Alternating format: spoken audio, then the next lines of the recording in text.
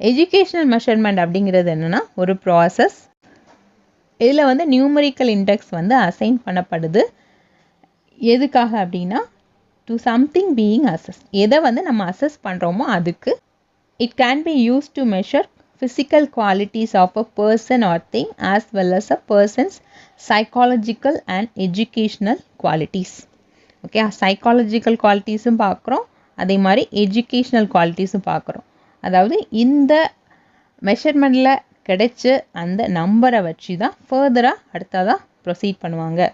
Okay, இதை வச்சு தான் it can be use to measure physical qualities of a person or thing as well as a person's psychological and educational qualities.